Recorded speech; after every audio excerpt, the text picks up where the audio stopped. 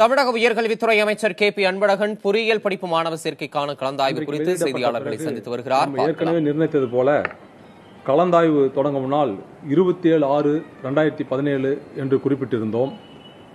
ஆனால் NEET தேர்வினுடைய result வராத காரணத்தினால் நம்முடைய தமிழகத்திலே நீட் தேர்வில் மாணவர்கள் மருத்துவ படிப்புக்கு செல்கின்ற பொழுது நம்முடைய பொறியியல் கல்லூரி கலந்தாய்வு முடிந்த பிறகு நம்முடைய கல்லூரியிலே சேர்கின்றவர்கள் அதற்கு செல்கின்ற பட்சத்திலே இங்கே காலி பணியிடங்கள் அதிகமாக ஏற்படும் என்ற காரணத்திற்காக நாம் அன்றைக்கு நம்மளுடைய கலந்தாய்வு தொடங்கும் நாளை தள்ளி வைத்தோம்.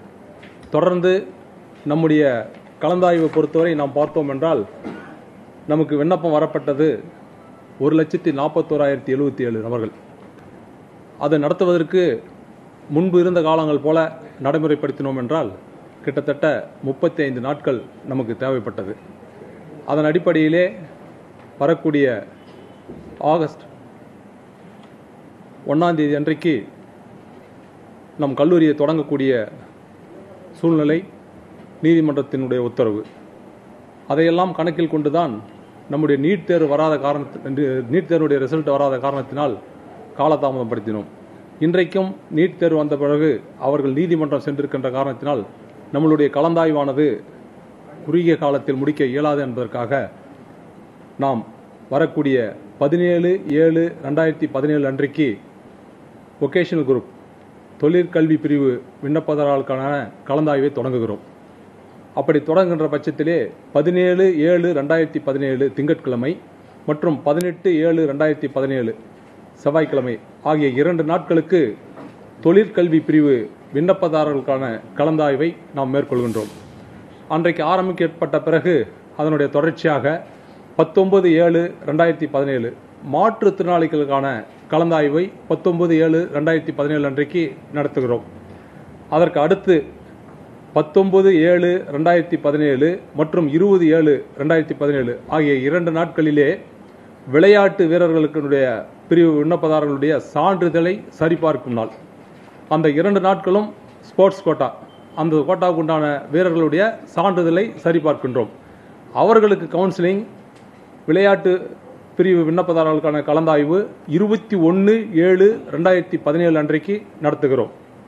அதனுடைய தொடர்ச்சியாக பொதுப்பிரிவு விண்ணப்பதாரர்களுக்கான கலந்தாய்வானது 23/7/2017 அன்றைக்கு ஆரம்பிக்கப்பட்டு தொடர்ச்சியாக பொதுப்பிரிவு விண்ணப்பதாரர்களுக்கான கலந்தாய்வு முடியும் நாள் 11/8/2017.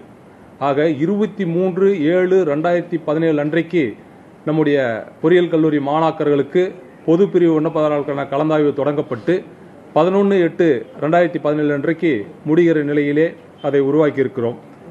அதற்கு அடுத்த கட்டமாக துணை கலந்தாய்விற்கான விண்ணப்ப பதிவு செய்ய வேண்டிய நாள் 16/8/2017. துணை கலந்தாய்விற்கான விண்ணப்பம் பதிவு செய்ய வேண்டிய நாள் 16/8/2017.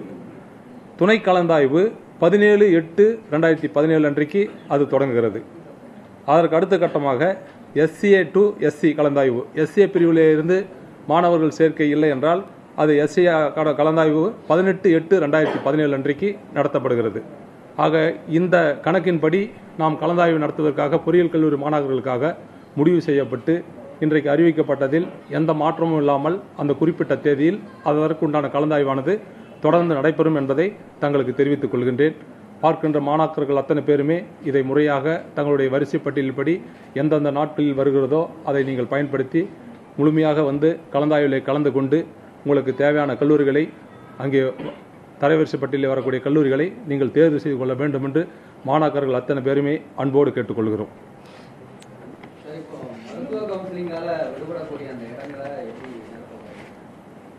மருத்துவக் கல்லூரி இன்றைக்கு மருத்துவக் கல்லூரி பிரச்சனை முடிஞ்ச பின்னால அந்த நம்முடைய கவுன்சிலிங்கில் எடுத்த மாணாக்கர்கள் அங்கே சென்று விட்டார்கள் என்றால் அந்த காலி இடத்தை நிரப்புவதற்குண்டான சாத்தியக்கூறு இப்பொழுது இல்லை.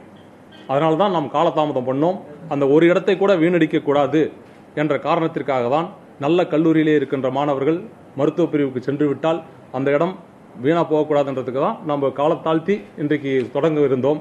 அதையும் இன்றைக்கு பார்க்கின்ற பொழுது நமக்கு அந்த சூழ்நிலையில் வரும் எதிர்காலத்தில் இந்த மாதிரி பிரச்சனை வரக்கூடாதுன்றதுக்கு தான் இப்போவே ஒரு முடிவு எடுத்திருக்கோம். தமிழ்நாடு பொறியியல் சேர்க்கை ஒற்றைச்சாள கலந்தாய்வு முறையிலே 1997 ஆண்டு முதல் தமிழக அரசால் நடத்தப்படுகிறது. கடந்த 2015 ஆண்டு வரை விண்ணப்ப படிவங்கள் 60 மையங்களில் விநியோகிக்கப்பட்டு பொறியியல் சேர்க்கை நடைபெற்றது. கடந்த ஆண்டு 2016 முதல் இணையவழி மூலம் விண்ணப்பம் பெறப்பட்டு கலந்தாய்வு நடைபெறுகிறது. கடந்த ஆண்டு 2016 முதல் இணையவழி மூலம் விண்ணப்பம் பெறப்பட்டு கலந்தாய்வு நடைபெறுகிறது.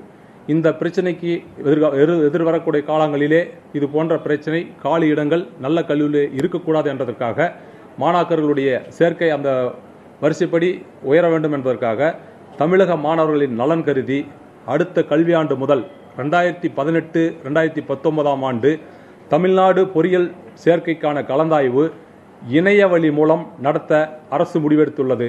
அதற்கான அனைத்து தொழில்நுட்ப ஏற்பாடுகளும் அரசால் மேற்கொள்ளப்பட்டு வருகிறது.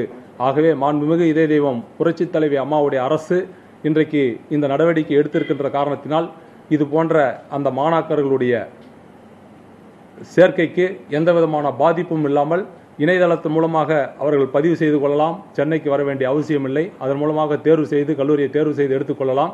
இதுபோல நம்முடைய பொறியியல் கல்லூரியை தேர்வு சேர்க்கை இடத்துக்கு சென்றவர்கள் மருத்துவக் கல்லூரிக்கு சென்று விட்டாலும் அந்த இடத்திற்கு அதற்கு அடுத்த கட்டத்தில் இருக்கின்றவர்கள் அது ஆட்டோமேட்டிக்காக அந்த இடத்துக்கு வந்து சேர்ந்துடுறாங்க. அதனால தான் இந்த வருஷமே முடிவெடுத்து அடுத்த வருஷத்துக்கு இந்த மாதிரி பிரச்சனை வரக்கூடாதுன்றதுக்காக மாண்புமிகு அம்மாவுடைய அரசு தொடர்ந்து இன்றைக்கு தமிழக முதலமைச்சர் அண்ணன் எடப்பாடியாருடைய தலைமையிலே நடைபெற்றுக் கொண்டிருக்கிறது. ஆகவே உயர்கல்வி பெறுகின்றவர்களுக்கு அனைத்து வசதியும் செய்து கொடுக்கின்ற வகையிலே செயல்பட்டு கொண்டிருக்கின்ற காரணத்தினால் இந்த முடிவை மேற்கொண்டு அத்தனை அரசு துறையைச் சார்ந்த அலுவலர்கள் அத்தனை பேரும் ஒன்றாக சேர்ந்து கலந்து முடிவெடுத்து வரக்கூடிய கல்வியாண்டிலே இது போன்ற நடவடிக்கை மேற்கொள்ள வேண்டும் என்பதற்காக இன்றைக்கே முடிவெடுத்து அதற்குண்டான ஆயத்த பணிகளை இப்பொழுதே தொடங்கி வர ஆண்டு எந்த விதமான பிரச்சனையும் இல்லாமல் இணையவழி மூலமாக நடத்த முடிவெடுத்திருக்கிறோம் என்பதை தெரிவித்துக் கொள்கின்றேன். இதன் மூலம் மாணவர்கள் தங்களுக்கு விருப்பமான பாடப்பிரிவு மற்றும் கல்லூரி ஆகியவைகளை அவர்கள் இருக்கும் இடத்திலிருந்தே அலைச்சலும் செலவினமும் இன்றி தெரிவு செய்து கொள்ளலாம். மேலும் மருத்துவம், விவசாயம் அல்லது வேறு பட்டப்படிப்பிற்கு மாணவர்கள் மாறும் போது அதனால் எழும் காலியிடங்களை மறு கலந்தாய்வு மூலம் தெரிவு செய்ய இயலும். இந்த இணையவழி கலந்தாய்வு முறை மிகவும் வெளிப்படைத்தன்மை கொண்டது என்பதை இந்த நேரத்தில் அனைவருக்கும் தெரிவித்துக் கொள்கின்றேன்.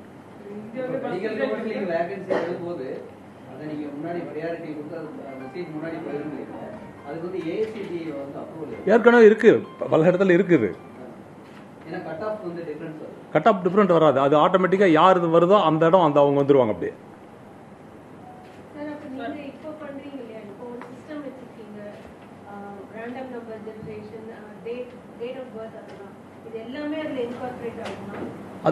அது எல்லாத்தையுமே பண்ணி தான் நம்ம அதை பண்றோம்.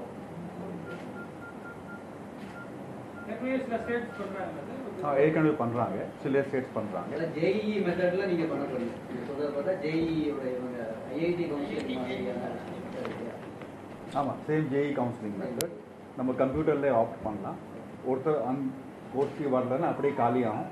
அப்புறம் ஃபுல் மாதிரி காலி இடங்கள் எடுத்துட்டு அப்படியே செகண்ட் ரவுண்ட் கண்டக்ட் பண்ணுவோம். இல்லை ஃபுல் கம்ப்யூட்டர்ல தான், யாரும் வரதுக்கு அவசியம் இல்லை. அப்படியே மேரிட்ல அங்கங்கே போயிட்டு அட்ஜஸ்ட் ஆகிடும். ஆன்லைன்ல அப்ளிகேஷன் அப்லோட் பண்றதுக்கு கிராமப்புற மாணவர்கள் ரொம்ப திரும்ப கலந்தாய்வு அந்த வந்து ஃபுல்லா நீங்க ஆன்லைன்ல பண்ற பாரு. இந்த அளவுக்கு அரசு சார்புல உதவி மையம் வைக்கிறதுக்கான பிளான். இப்பொழுது மாணாக்கர்களுடைய நேற்றை கூட பார்த்திருப்பீர்கள். கரூர் மாவட்டத்தில் இருக்கின்றவர்கள் இன்றைக்கு அவர்கள் பரிசை பெற்றதும் அவர்களுக்கு ஊக்குவிக்கின்ற வகையிலே 10 லட்சம் ரூபாய் மாண்புமிகு அம்மாவுடைய அரசு வழங்கியதையும் பார்த்திருப்பீர்கள். அந்த அளவுக்கு அட்வான்ஸா போய்கிட்டு இருக்காங்க. அதனால அவங்களுக்கு நம்ம தெரியாதுன்னு நினைக்க வேண்டாம். அப்படியே உங்களுடைய சந்தேகத்திற்கு இடம் இருப்பின், உங்களுடைய சந்தேகம் இருப்பின் அதற்குண்டான வழிவகைகளை அரசானது அவர்களுக்கு வெளிப்படையாக அதை தெரிந்து கொள்கின்ற வகையிலே அதற்குண்டான ஏற்பாடையும் செய்து தரப்படும். இந்த வருஷம் காலேஜ் வந்து இப்போ 18ஆம் தேதி கவுன்சிலிங் முடியுது. 18ஆம் தேதி முடிஞ்சதுன்னா அது அடுத்த 9வது மாசத்துல 1ஆம் தேதி வாக்கில் ஓபன் பண்ணிக்கலாம். அதுக்கு வந்து இப்போ அதுக்கு பின்னாடி வந்து நம்ம கவுன்சிலிங் முடிச்சுட்டு கவுன்சிலிங் சீட்டு போறவங்க போயிடுறாங்க. அதுக்கு மேல கொஞ்சம் அந்த மீதி இருக்கிற சீட்ல அவங்க காலேஜுக்காரரோ இது பண்ணி பொறியியல் படிப்பு மாணவர் சேர்க்கைக்கான கலந்தாய்வு குறித்து உயர்கல்வித்துறை அமைச்சர் KP அன்பழகன் தற்போது தேதியை அறிவித்துள்ளார். 17ஆம் தேதி பொறியியல் படிப்புக்கான கலந்தாய்வு தொடங்கும், 23ஆம் தேதி பொதுப் பிரிவினருக்கு தொடங்கும் என்றும் அறிவித்துள்ளார். ஆகஸ்ட் 11ஆம் தேதி கலந்தாய்வு முடிவு பெறும் என்றும் வரும் கல்வியாண்டு முதல் இணையவழி கலந்தாய்வு நடத்த ஏற்பாடு செய்யப்பட்டிருப்பதாகவும் அவர் கூறியிருக்கிறார்.